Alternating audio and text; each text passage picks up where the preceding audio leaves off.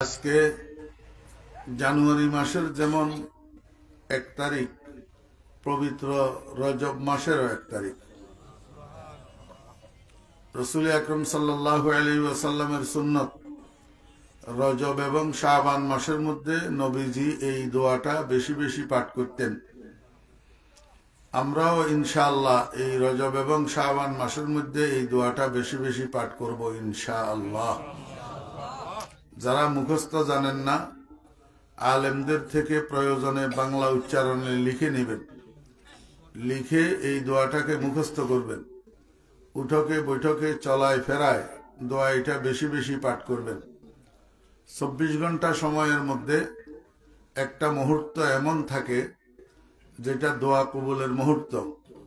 যে কোনো মানুষ যে কোনো দোয়া করেন, আল্লাহ পাক কবুল করেন। এরকম একটা সময়ের মধ্যে যদি দোয়াটা পড়ে যায়, তা হায়াত শেষ হইয়া যাবে কিন্তু মরবেন না। হায়াত শেষ হবে কিন্তু মরবেন না। আল্লাহ পাক হায়াতের মধ্যে বরকত দিয়া রমজান পর্যন্ত পৌঁছাইয়া দিবে ইনশাআল্লাহ। আল্লাহুম্মা বারিক লানা ফি রজব ওয়া শাবান ওয়া বাল্লিগনা রমাদান। ছোট্ট একটা দোয়া।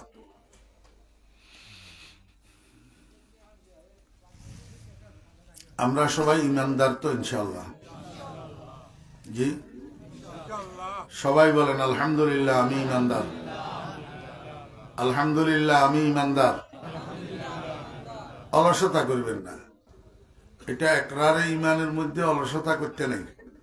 সবাই বলেন আলহামদুলিল্লাহ আমি ইমানদার। আমরা যে ঈমান আনলাম, কাকে বিশ্বাস করে ঈমান আনলাম? আল্লাহরে। আল্লাহরে দেখছি? দেখার আগ্রহ আছে? জি। আল্লাহকে দেখতে চান কে কে? আল্লাহ কবুল ফরমান, হাত নামান। আল্লাহকে দেখতে চাইলে যেখান থেকে আল্লাহকে দেখা যাবে সেখানে যাইতে হবে। সেই জায়গাটার নাম হলো জান্নাত।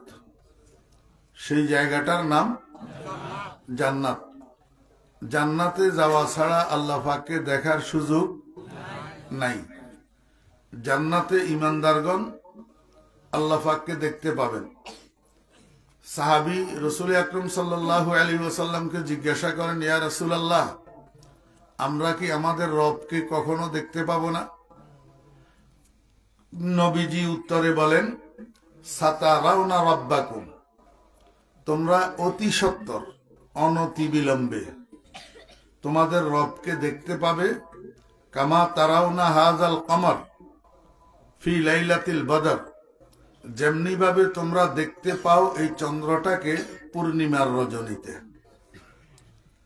পৃথিবীর যেই ভূখণ্ডে যখন চন্দ্র উদিত থাকে, ওই ভূখণ্ডের সব মানুষ ফ্রিলি, ধাক্কাধাক্কি ছাড়া, ঠেলাঠেলি ছাড়া, লাইন ধরা ছাড়া, টিকিট করা ছাড়া চন্দ্রটাকে দেখতে পায় কিনা?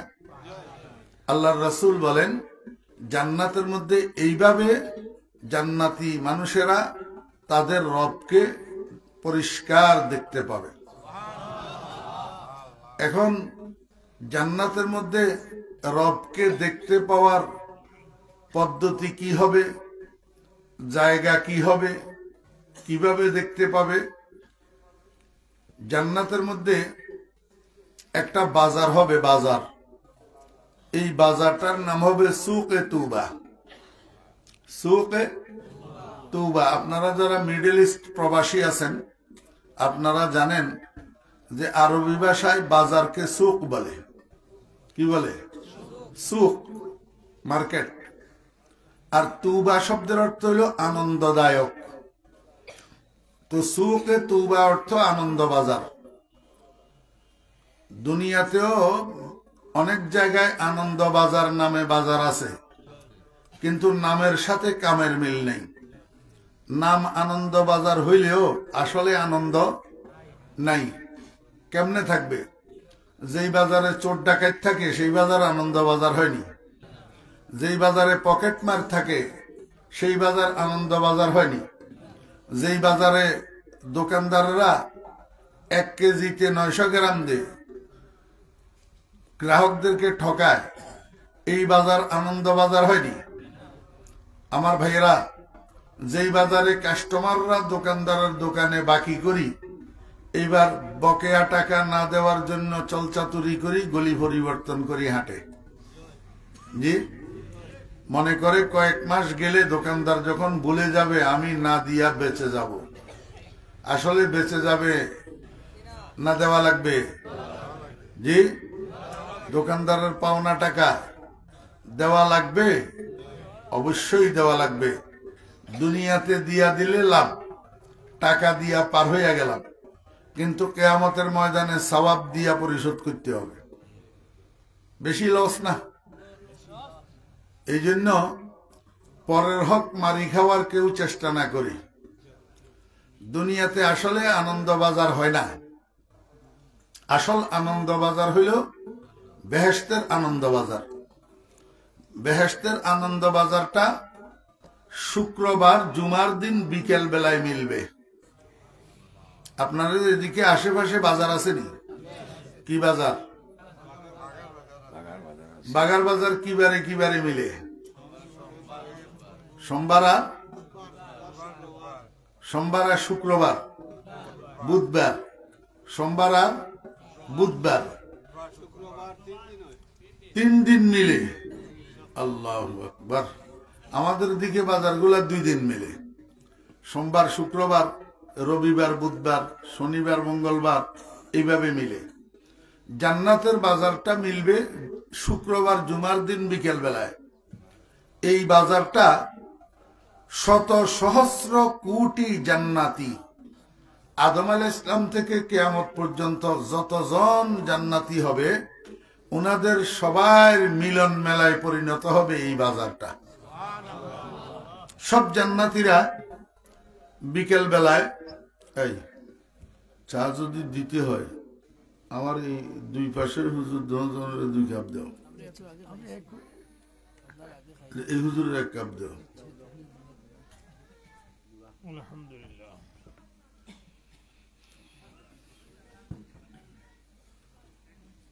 সব জান্নাতীরা এই বাজারে উপস্থিত হবেন। কি জন্য? খরিদ করার জন্য। কি খরিদ করবেন?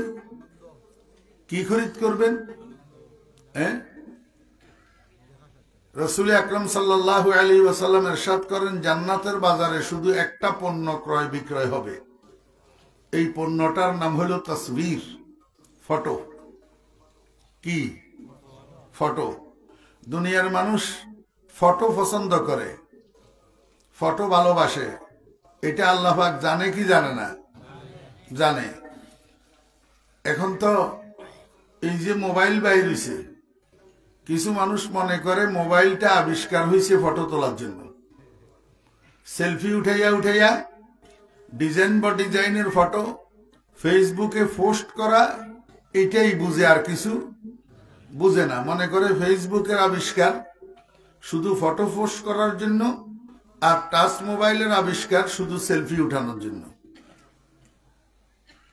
আল্লাহ পাক রব্বুল আলামিন বলেন, বান্দা, দুনিয়াতে তোমার যত মনের চাহিদা, এগুলা সবগুলা পূরণ করিও না।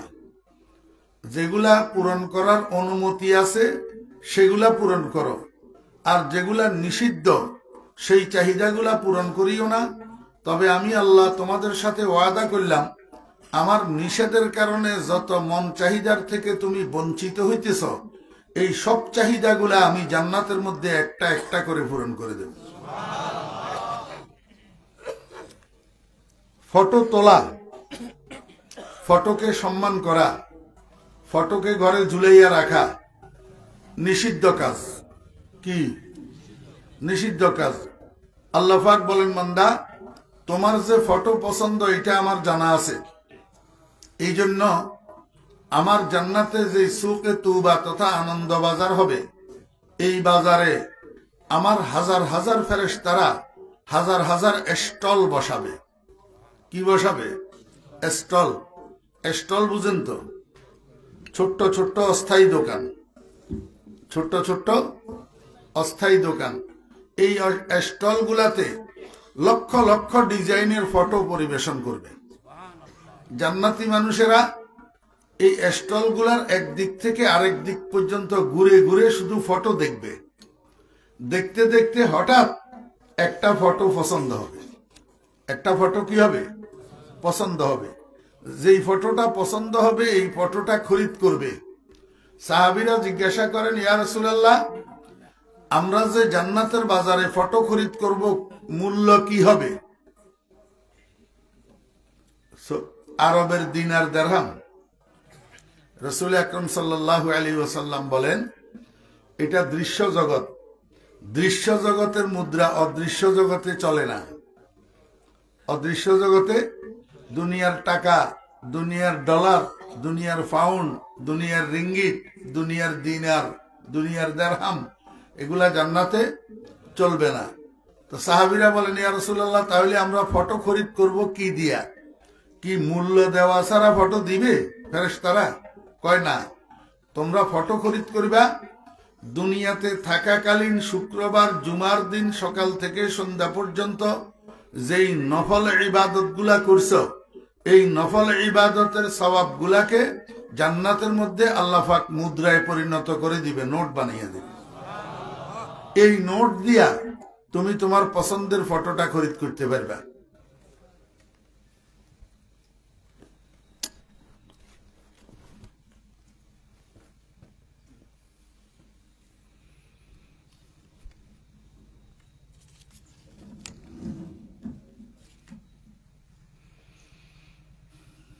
শুক্রবার জুমার দিন সকাল থেকে সন্ধ্যা পর্যন্ত নফল ইবাদত কি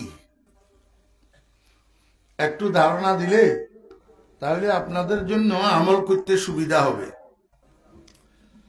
শুক্রবার জুমার দিন ফজরের নামাজের পরে যারা নামাজ পড়েন আর কি, বেনামাজিরই কইয়া তো লাভ নেই।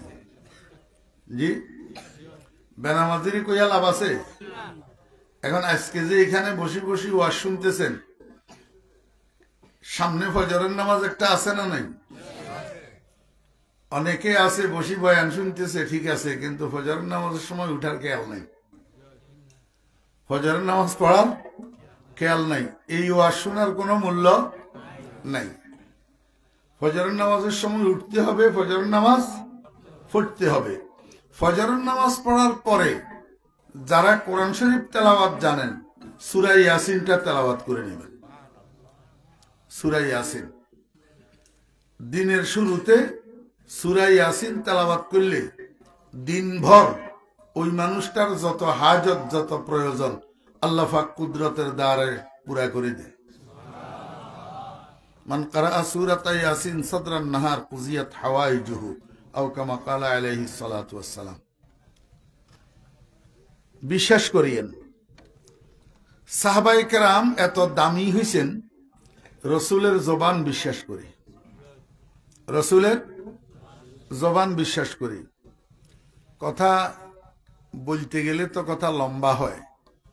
আমার টাইম হইল 9টা থেকে 10টা, অলরেডি 9:30 তো বাজিয়ে গেছে, আর আধা ঘন্টা সময় আছে। এখন কেমনে কথা বলবো?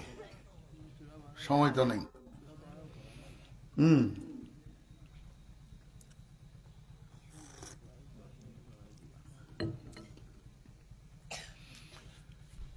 সূর্য উঠার পরে 4 রাকাত নামাজ পড়বেন, সালাতুল ইশরাক।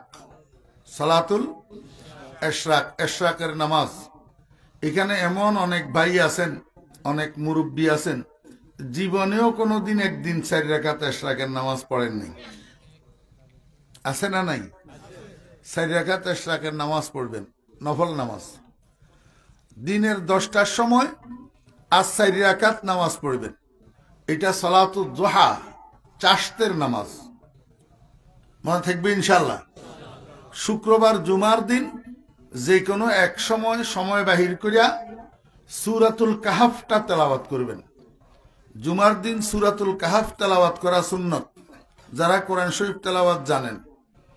শুক্রবার জুমার দিন সকাল থেকে সন্ধ্যা পর্যন্ত কমপক্ষে 500 বার রসুল আকরাম সাল্লাল্লাহু আলাইহি ওয়াসাল্লামের উপরে দরুদ শরীফ পড়বেন।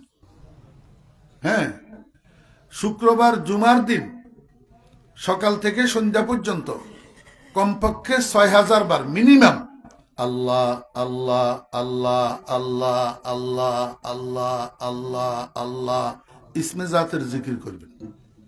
কয়বার? কমপক্ষে 6000 বার। এমন সংখ্যা বড় মনে হইলেও সময় বেশি লাগে না। পরীক্ষা করে দেখিয়েন, সময় বেশি লাগে না।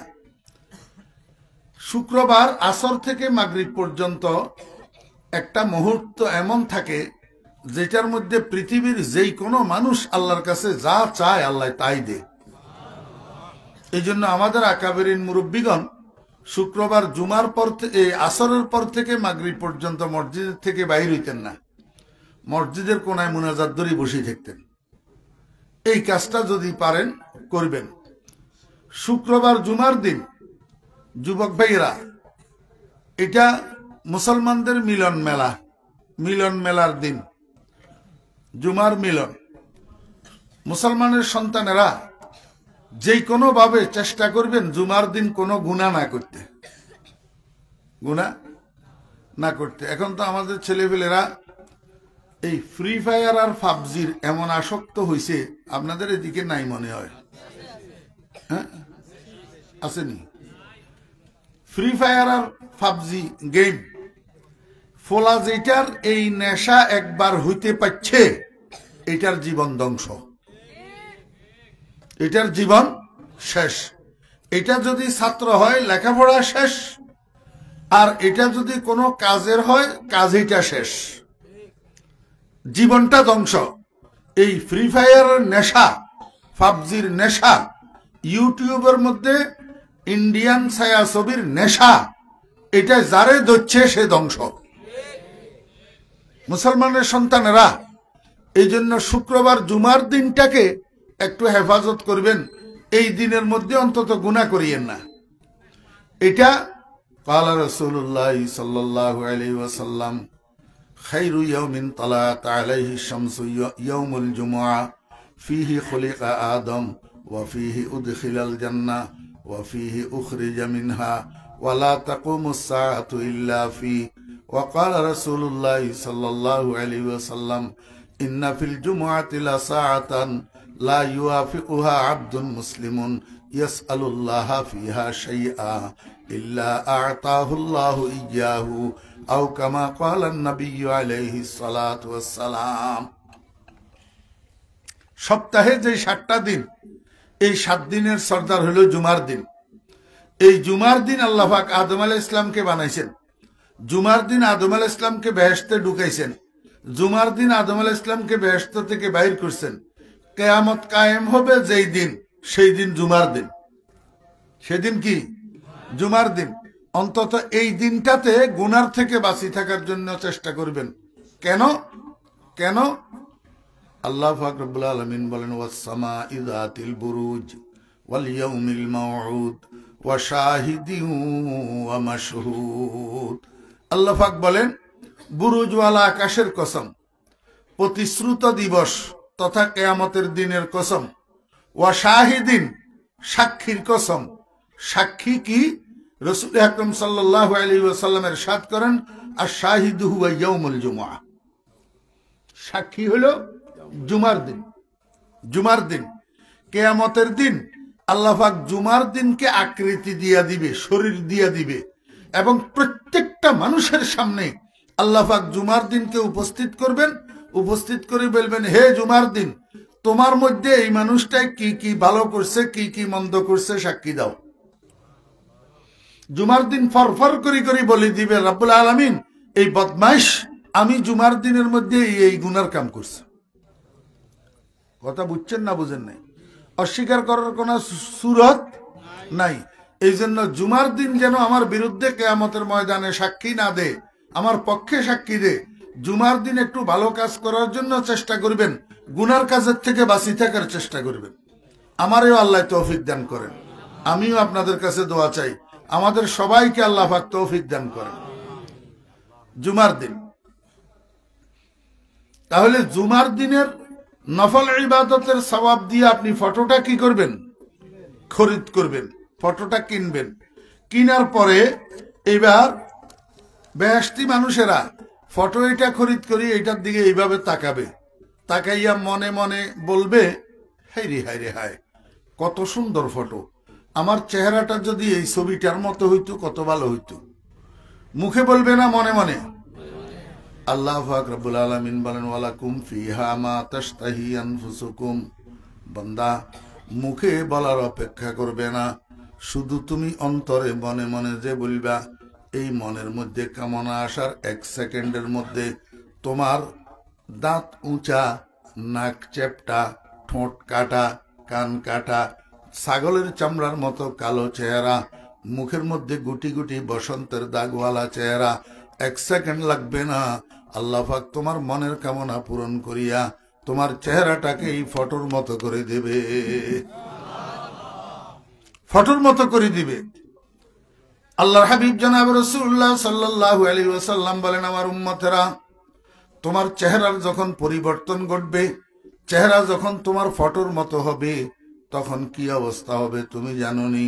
ক্বালান নবী সাল্লাল্লাহু আলাইহি ওয়াসাল্লাম, ইয়াতালাল্লাউ ওয়াজহুহু কামা ইয়াতালাল্লাউল কমারু ফি লাইলাতিল বদর।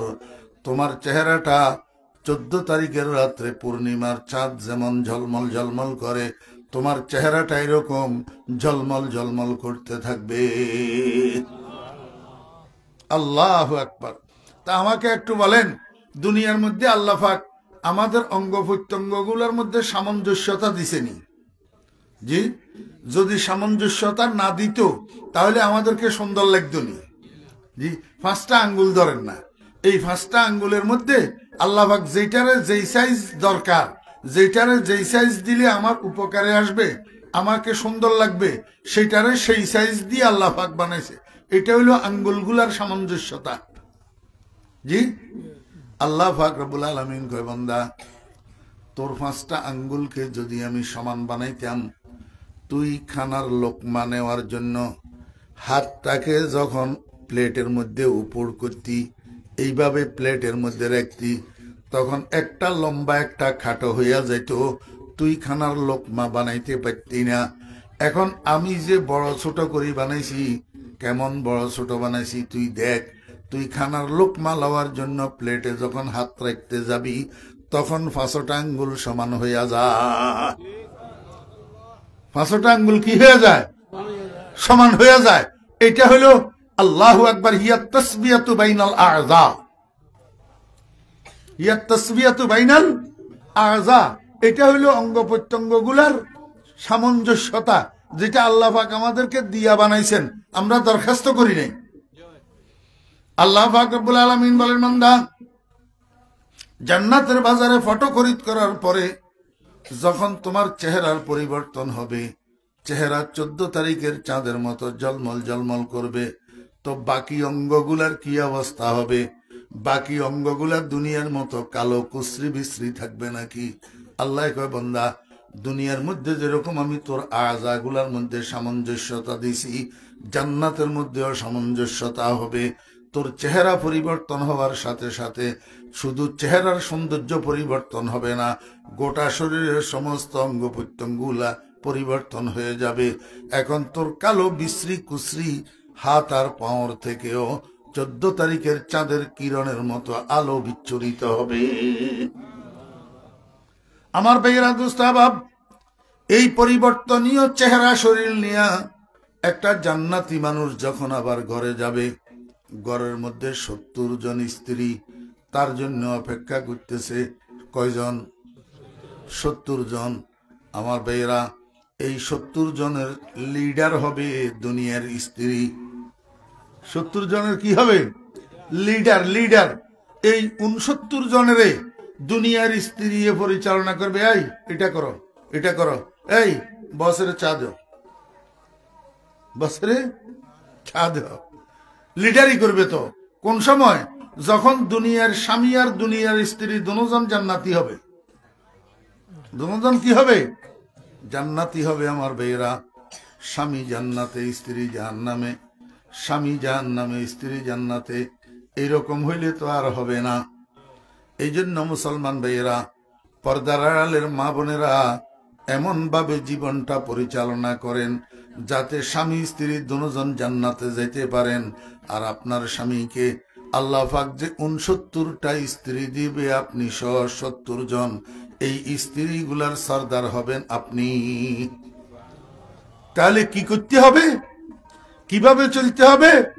আইয়ুমা ইমরাআতিন সাল্লাত খামসাহা ওয়া সামাত শাহরাহা ওয়া আতাআত বা'লাহা ওয়া সানাত ফারজাহা ফালতাদখুল মিন আইয়ি আবওয়াবিল জান্নাতি শাআত আও কামা ক্বালা নবী আলাইহিস সালাতু ওয়াস সালাম। আমার মা বোনেরা 4টা কাজ করবেন। 1 নম্বর কাজ হলো 5 ওয়াক্ত নামাজ, 2 নম্বর কাজ হলো রমজান মাসের রোজাগুলা, 3 নম্বর কাজ হলো স্বামীর বাধ্য হওয়া, স্বামীর কথা মানা, স্বামীর খেদমত করা, স্বামীর সাথে ঝগড়া না করা, স্বামীকে মহব্বত করা, স্বামীর সুবাদে শ্বশুর শাশুড়ির খেদমত করা, শ্বশুর শাশুড়ির অবাধ্য না হওয়া। 4 নম্বর হইল নিজের যৌনাঙ্গের হেফাজত করা, লজ্জাস্থানকে হেফাজত করা, এক কথায় পর্দায় চলা, নিজের রূপ যৌবন রূপ লাবণ্যকে স্বামীর জন্য সংরক্ষণ করা, স্বামীবিহীন কোন বেগানা পুরুষের সামনে নিজের রূপ লাবণ্যকে প্রকাশ না করা। আল্লাহ পাক বলেন, মহিলা, এই 4টা গুণ যদি তোমার মধ্যে থাকে, জান্নাতের 8টা দরজা তোমার জন্য খোলা থাকবে। তোমাকে এখতিয়ার দেওয়া হবে, যেই দরজা দিয়া মনে চায় তুমি জান্নাতে প্রবেশ করতে পারবে। আর জান্নাতে প্রবেশ করতে পারলেই হবে তুমি তোমার স্বামীর সমস্ত স্ত্রীদের উপরে সরদার। যখন স্বামী বেহেশতের বাজার থেকে ঘরে যাবে, ঘরের দরজা দিয়া মাত্র ঢুকবে, ভিতরে ঢুকবে, আমার কথা আপনারা বুঝিতে আনি, হ্যাঁ, বুঝতে কোনো কষ্ট তৈরা না। আল্লাহু আকবার। স্বামী যখন দরজা দিয়া ঘরে ঢুকবে, 70 জন স্ত্রী এতক্ষণ বসে বসে স্বামীর জন্য অপেক্ষা করতেছিল। এখন স্বামী ঘরে ঢুকছে, তারা লজ্জা বোধ করিয়া বসার থেকে উঠি পিছনের দিকে দৌড়ায় আর কয়, আপনি কে? বেগানা পুরুষ, আমাদের ঘরে কেন ঢুকলেন? বিনা অনুমতিতে আমাদের ঘরে কেন ঢুকলেন? আমাদের স্বামী বাজারে গেছে, কিছুক্ষণের মধ্যে চলে আসবে, আপনি আমাদের ঘর থেকে বাইর হইয়া যান। আপনি বলবেন, বিবিগণ, আমি তো কোনো বেগানা পুরুষ না, তোমরা যেই স্বামীর জন্য অপেক্ষা করতেছ, যেই স্বামী বাজারে গেছে, আমি তো তোমাদের সেই স্বামী।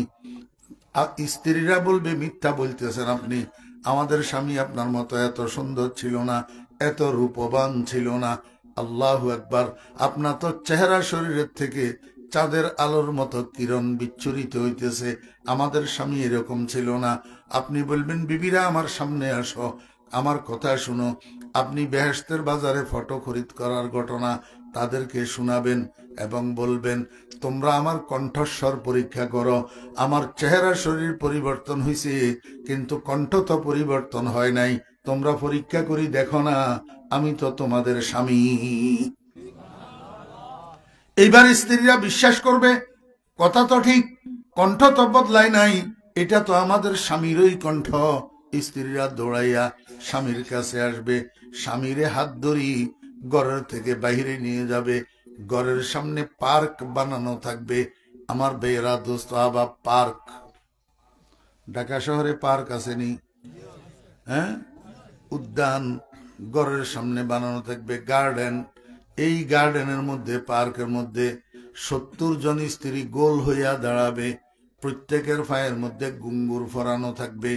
এই ঘুঙ্গুর পরা অবস্থায় 70 জন স্ত্রী গোল হইয়া দাঁড়াবে, একে অপরের হাত ধরবে, স্বামীকে মাঝখানে দাঁড় করাবে। ঠিক এই সময়ের মধ্যে তাদের কানে একটা সুর বাজতে থাকবে, মিউজিক্যাল সাউন্ড। আমার বেয়েরা দুনিয়ার বানানো চামড়ার তবলা না, ফিতলের বাঁশি না, আল্লাহু আকবার, দুনিয়ার হারমোনিয়াম না, যেই কোনো জিনিস বাদ্যযন্ত্র দুনিয়াতে আরেকজনে ব্যবহার করা লাগে। ব্যাঙ্গের মতো গলা ফুলাইয়া মুখ ফুলাইয়া বাঁশির মধ্যে ফুঁক দেওয়া লাগে। ফুঁক দিতে দিতে কিছুক্ষণ পরে গাল চাপায়, যখন ব্যথা হয় তখন আর ফুঁক দিতে পারে না। ফুঁক দিতে না পারলে বাঁশির থেকে সুর বাইর হয় না।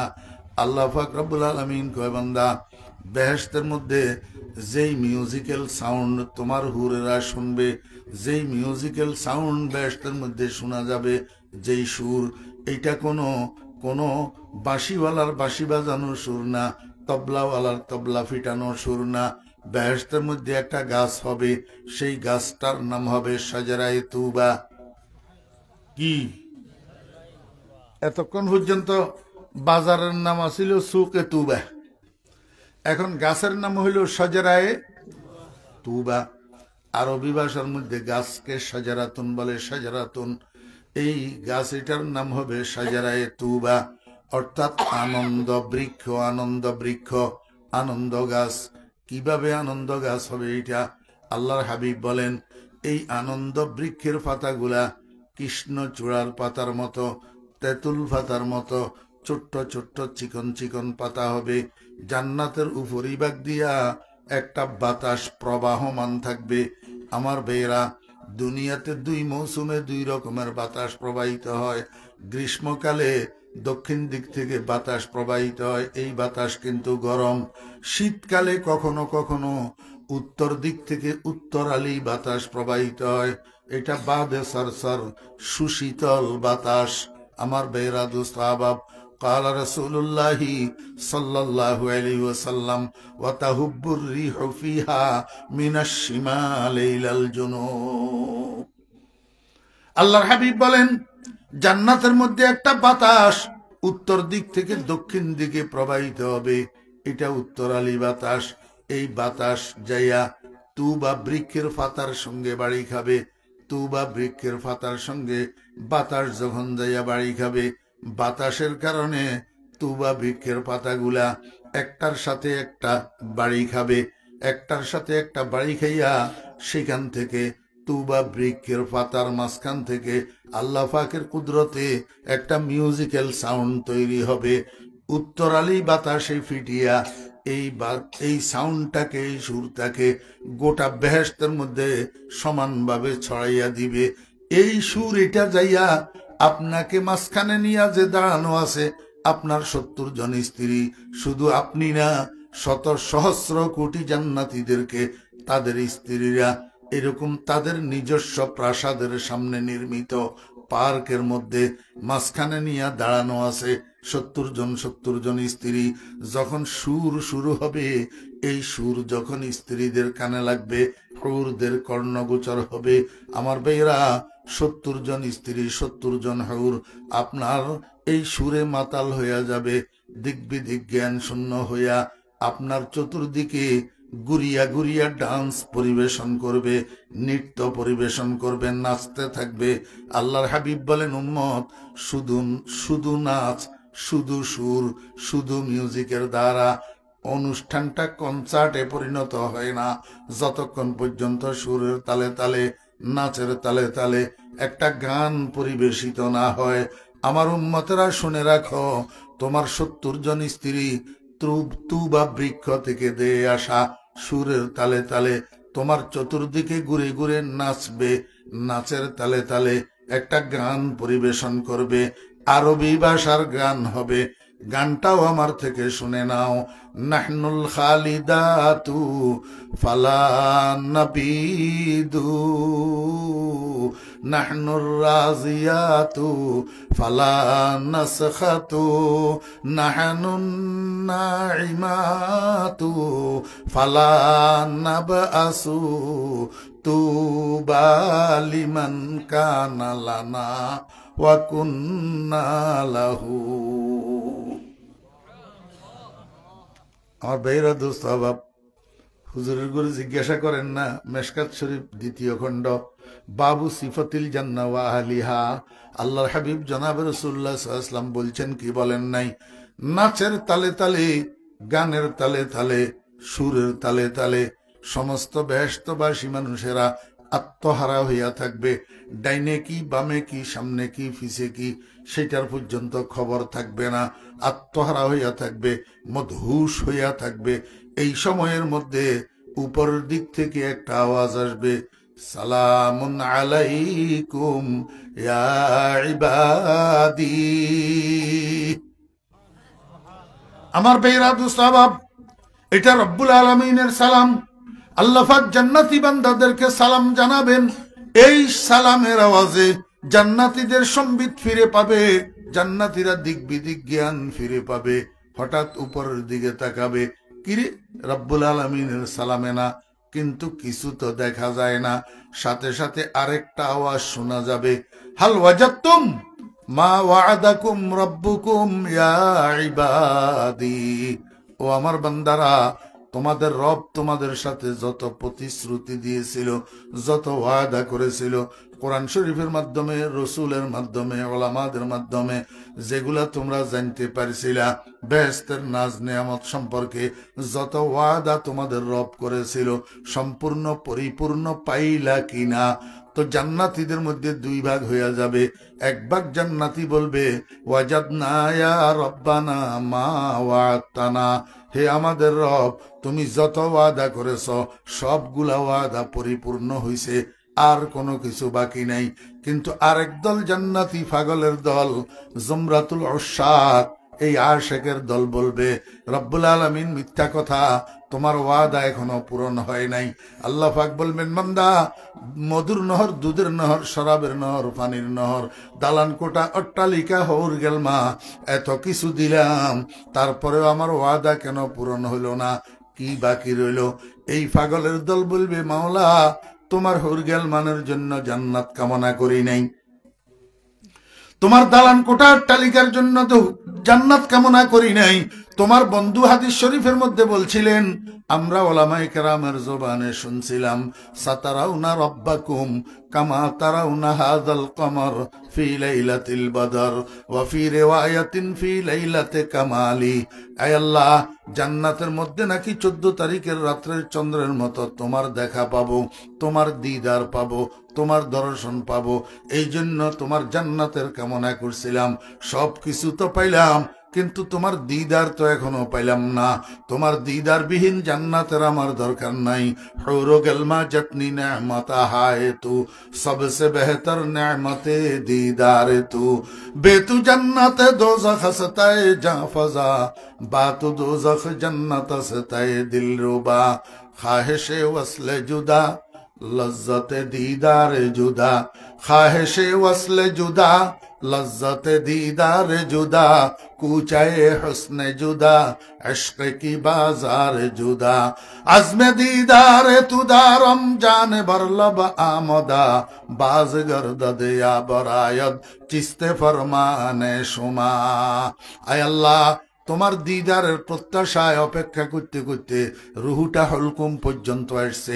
এখন যদি তুমি দিদার না দাও, রুহুটা বাইর হইয়া যাওয়ার উপক্রম। মাওলা, দিদার দিবা কি দিবা না? দেখা দিবা না দিবা না? আমরা তোমার দিদারের পাগল, অন্য কিছু চাই না। আল্লাহ পাক রব্বুল আলামিন জিজ্ঞেস করবে, বান্দা, তোমরা সত্যি আমারে দেখতে চাও? সমস্ত বেহেশতবাসী মানুষেরা উত্তর দিব, জি হ্যাঁ রব্বুল আলামিন, আমরা আপনাকে দেখতে চাই। আল্লাহ পাকের কুদরতের চেহারার উপরে বলে 70,000 নূরের পর্দা দিয়া ঢাকনা দেওয়া থাকবে। সেখান থেকে একটা মাত্র পর্দা আল্লাহ পাক উঠাইয়া দিবেন, আর সমস্ত বেহেশতবাসী মানুষেরা, শত সহস্র কোটি জান্নাতি মানুষেরা এক পলকের জন্য আল্লাহর কুদরতের চেহারার দিকে বলে এইভাবে তাকাবেন। তাকানোর সাথে সাথে নূরের তাজাল্লি বরদাস্ত করতে পারবেন না, চিৎকার দিয়া বেহুশ হইয়া পড়িয়া যাবে। বরফ তাজ লজ্জতে দিদার সজহুশ, বরফ তাজ লজ্জতে দিদার সজহুশ, শরাবে বেখুদি জদ আজ দিলশ জোশ। আমার বেরা দোস্ত আহবাব, রসুল আকরম সাল্লাল্লাহু আলাইহি ওয়াসাল্লাম বলেন, এক বেহুশিতে 40,000 বৎসর কাটিয়া যাবে, খবর থাকবে না। 40,000 বৎসর পরে যখন জান্নাতি মানুষেরা আবার হুঁশে আসবে, আল্লাহ পাক রব্বুল আলামিন জিজ্ঞেস করবেন, বান্দা বেহুশ হইলা কেন? বান্দারা বলবে, রব্বুল আলামিন, তোমার নূরের তাজাল্লি বরদাস্ত করতে পারি নাই। আল্লাহ পাক বলবেন, বান্দা ঠিক বলছো, আমার 2 প্রকারের নূর আছে। একটা নূরে জালালি, আর একটা নূরে জামালি, একটা কড়া নূর আর একটা মিষ্টি নূর।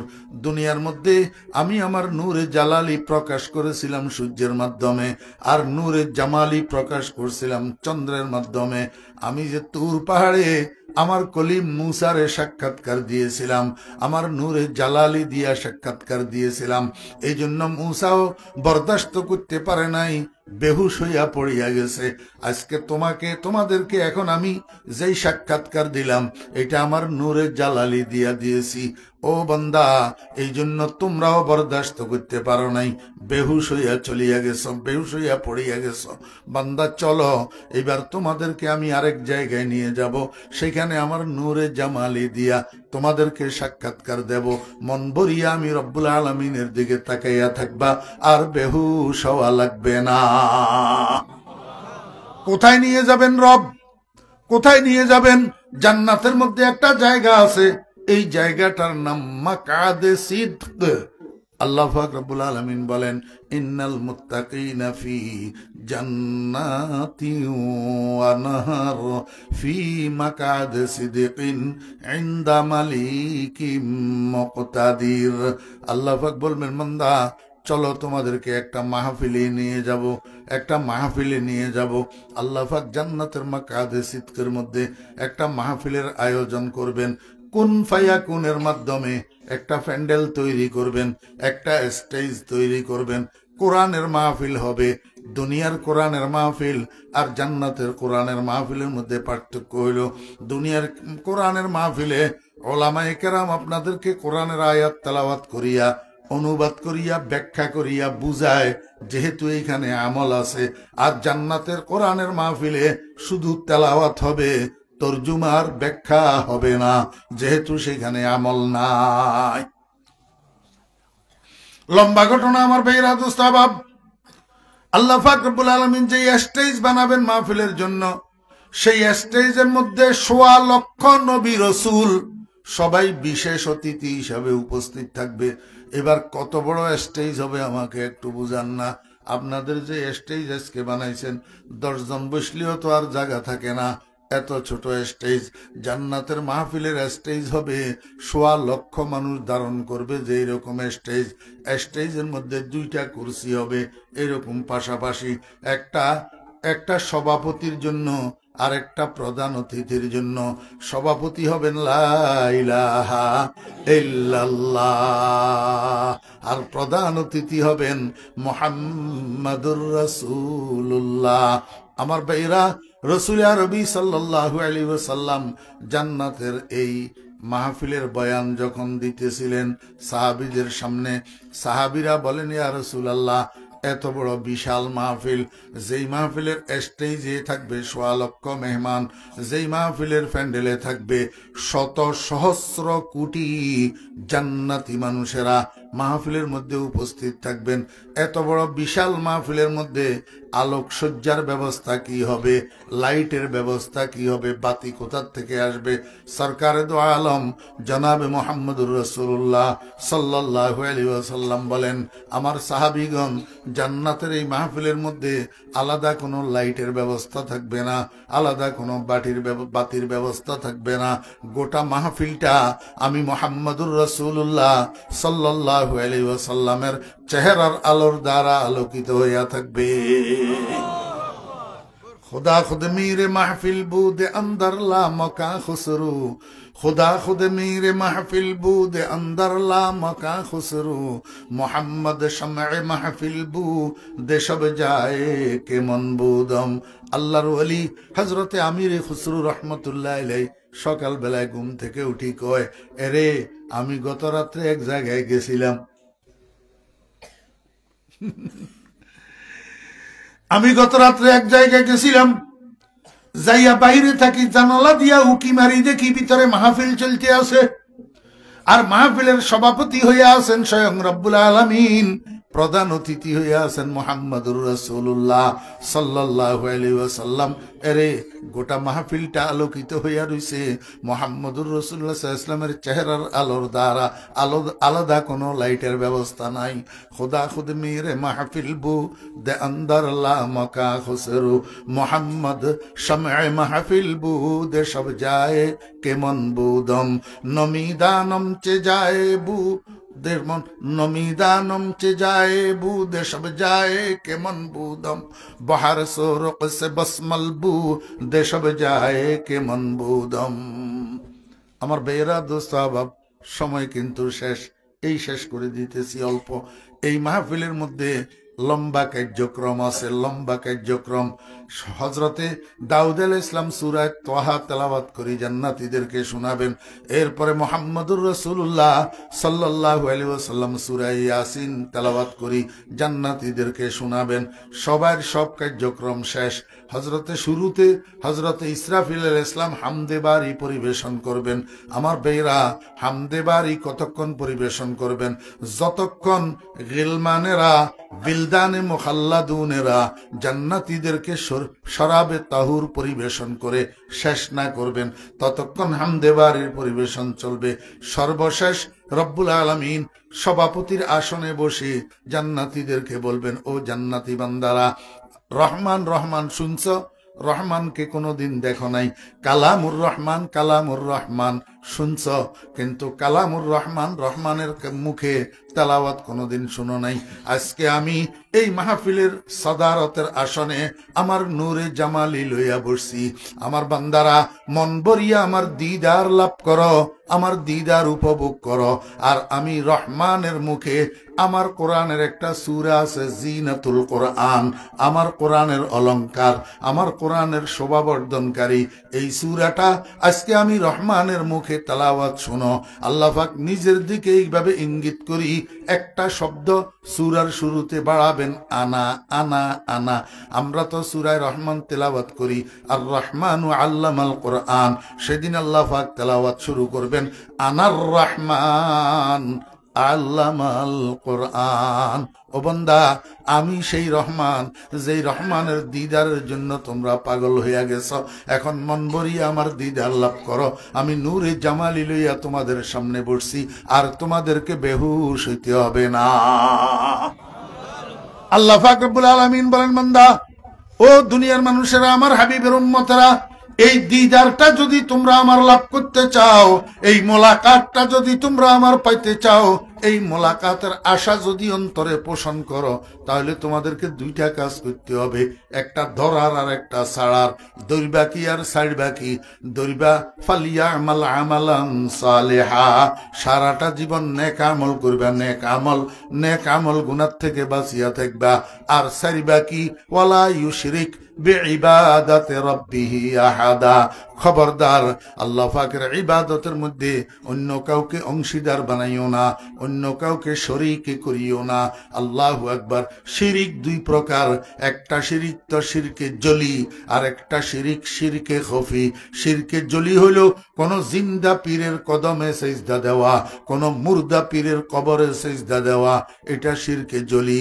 আর শিরকে খফি হইল ইবাদত করার সময় বড় ফাগড়ি একটা বান্দি তসবিহ ছড়া হাতে লইয়া আল্লাহু আকবার মসজিদে ঢুকি, লম্বা লম্বা রুকু আর লম্বা লম্বা সিজদা, মানুষকে দেখানোর জন্য। মানুষ যেন মনে করে আমি আস্তে আস্তে বুজুর্গ হইতেছি, আমি আল্লাহর ওলি হইতেছি, আমি দিনদার হইতেছি।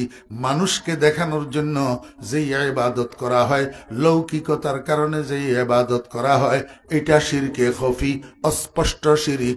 কালান নবী সাল্লাল্লাহু আলাইহি ওয়াসাল্লাম, ইন্না আখওয়াফা মা আখাফু আলা উম্মতি আশ-শিরকুল খফি। কিলা ওয়া মা আশ-শিরকুল খফি ইয়া রাসূলুল্লাহ? কালা আর-রিয়া। এই জন্য ইবাদতের মধ্যে নফসকে পাহারাদারি করতে হবে। ওয়ারাইহা ওয়া হিয়া ফিল আমালি সাইমাতুন ফারুব্বা মাখমাসাতিন শাররুম মিনাত তুখামি।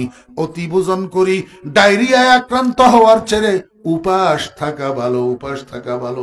আমার মুসলমান ভাইরা, হযরত উলামায়ে কেরাম, সাবধান, শিরকে খফির থেকে আল্লাহ পাক আমাদেরকে হেফাজত করেন।